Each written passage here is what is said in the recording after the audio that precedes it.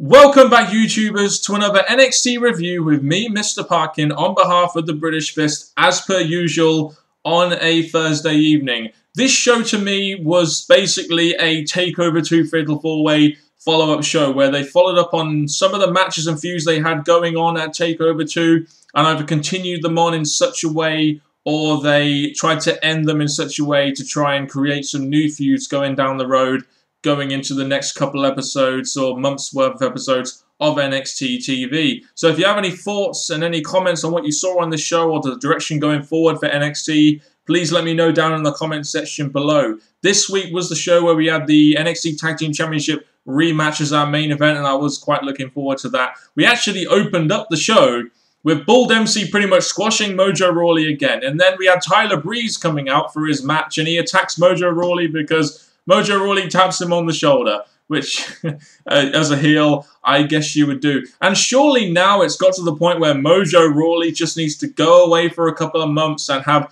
some kind of repackage or something, because he's, been squashed by Bull Dempsey a couple of times. He's been squashed by Tyler Breeze. His character could not be any more irrelevant now in NXT, as he's losing just so quickly in these matches. So why would anyone really get behind the guy?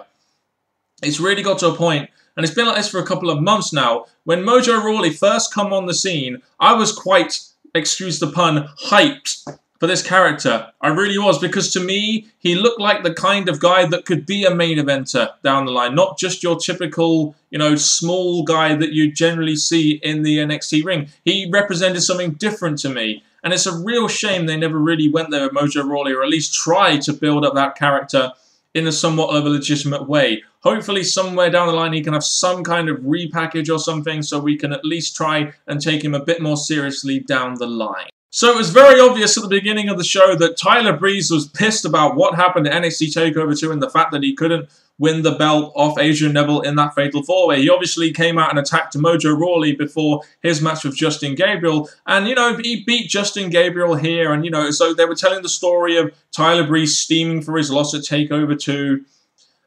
Maybe they could have done something a little bit different here than just have a match. We see matches all the time on NXT, so why not do something different and just not have a match? Why don't you just have Justin Gabriel in the ring, Tyler Breeze comes out, and Tyler Breeze beats Justin Gabriel down until he can't get out before the bell, rather than have your typical NXT match. I just think it would have been something a little bit more different, would have provided a little bit more variety on the show, and it would have gotten Tyler Breeze over as a bit more of a badass, which he needs to be, and it would have got in some heel heat in the process, even though the crowd seems to love Tyler Breeze right now. So, I just wonder, though, with Tyler Breeze, after his involvement in NXT TakeOver, where do you go from here? You're not going to have him feud with Justin Gabriel, that's kind of stupid, but, where do you go from here? What kind of top-level feud are you going to put this guy in now? That's just my main question with regards to Tyler Breeze now, really. On an unrelated note, new WWE signee Fergal Devitt has been given the name of, wait for it, Finn Balor. Just let that sink in for a couple of minutes. My God, what a fucking awful name that is. One guy who I am incredibly interested in right now, because he once again presents something different on NXT, is Baron Corbin. And we got a nice little video package for Baron Corbin on this show. Just goes to show you don't need to be in the ring sometimes. The character is really only just starting to get the building blocks put into it. And we got a nice video package here saying that he's a different breed, and he's going to destroy anything in his path. Blah, blah, blah, blah. I've said it before, but this guy, to me, presents something different. Presents a little bit of variety in NXT, and he looks like the kind of guy that should be holding the NXT Championship. I'm sorry, but Adrian Neville looks, he's a worthy champion on NXT, don't get me wrong, but he looks like he should be holding the Cruiserweight belt.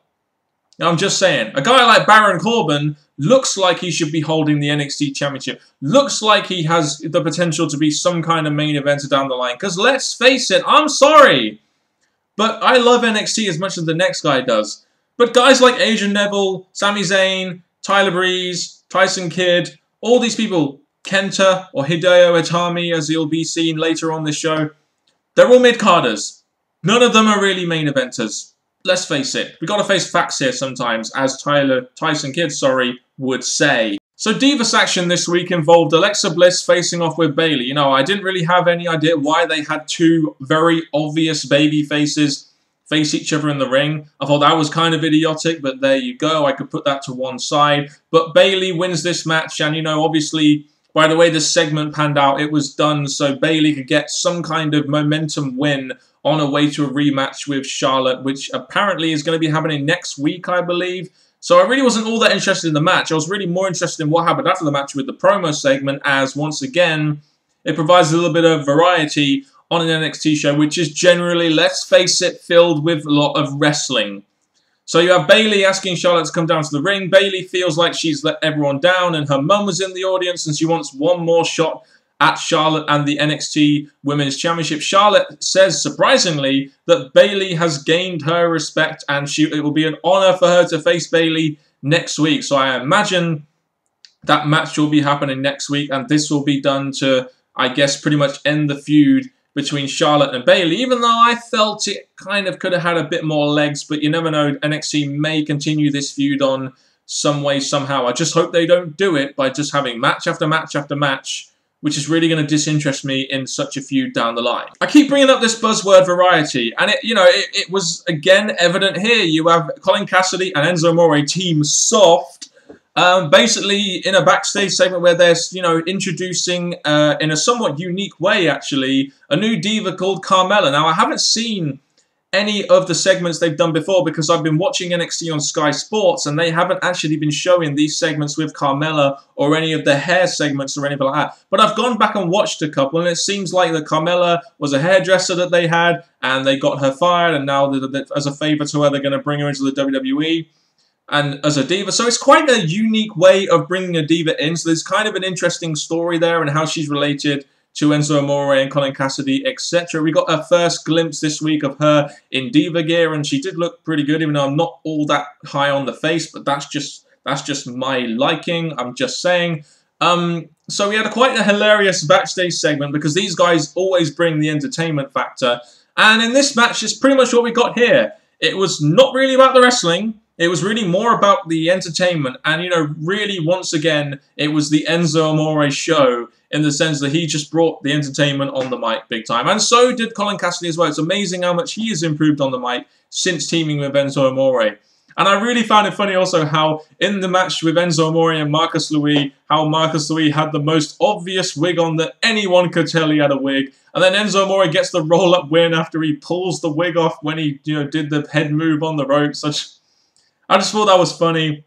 And once again, this segment was just something different on the show, like it was with NXT TakeOver 2.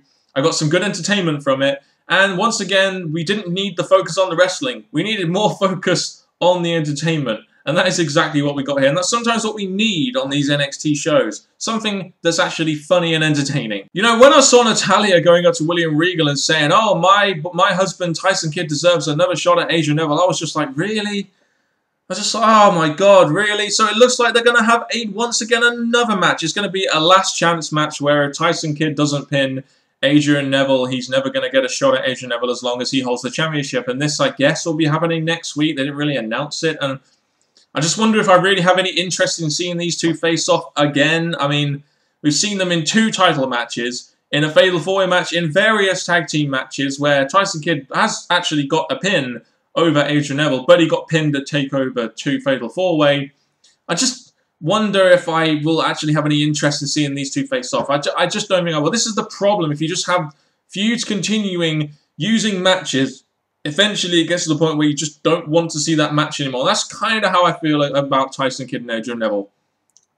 I know they're going to have a good match. I know the match is going to be technically sound, but at the end of the day, I'm not really all that interested. And, if Adrian Neville wins, okay. If Tyson Kidd wins, it means they're going to have yet another match. So I'm just... Sorry, guys. I know it'll be a good match, but I'm really not that interested in seeing these two face off again. So in our main event, we had the Lucha Dragons versus the Ascension in what was a rematch for the NXT Tag Team Championship. As we all know, the Lucha Dragons defeated the Ascension at NXT TakeOver 2 Fatal 4-Way to win those NXT Tag Team Championships, and in so doing, the Ascension put over the Lucha Dragons quite well, in my opinion. So after losing the championships at TakeOver 2, they have once again put over the Lucha Dragons in a very strong way, in my opinion. Yes, Hideo Itami provided a distraction, which allowed the Luchas to get the win. But that was to continue on another story while allowing the Luchas to get the win. And you know what? When Connor, after the match, goes over and tries to attack Hideo Itami, guess what Hideo Itami did? You will never guess, guys. He did some fucking kicks. What a fucking surprise. As a follow-up show, I thought NXT served its purpose. You know, a couple of shows after TakeOver 2, you want to just, like, tie the loose ends and dot the I's and cross the T's, etc. That's kind of what they're doing here, you know, with the Bull Dempsey Mojo Rawley feud, which should now be over. Tyler Breeze continuing on, and we don't know where he's going to go, but he's obviously pissed. Baron Corbin is obviously getting this big push right now after what he did on NXT TakeOver 2. Bayley and Charlotte is going to happen once again. Enzo Amore and Colin Cassidy keep bringing the entertainment against the Legionnaires, even though I imagine that really should end soon. Tyson Kidd, Adrian Neville is going to happen again. Really not that interested. The Luchas once again defeated the Ascension, and, you know, to end and wrap up that feud and put the Lucha Dragons over. And then Hideo Itami does some kicks. Oh boy, I'm really looking forward to seeing what Hideo Itami is going to be giving me in the next couple of weeks. Like I said, hopefully this guy is a lot more than kicks. Otherwise, I really will have no interest in Hideo Itami. So if you have any thoughts on this week's edition of NXT, and did you feel it provided the follow-up that you needed to the NXT TakeOver 2-hour live special they did 2 weeks ago, which, man, that doesn't feel like it was that long ago. I missed that show. Anyway, thank you very much for watching this review if you have, and goodbye.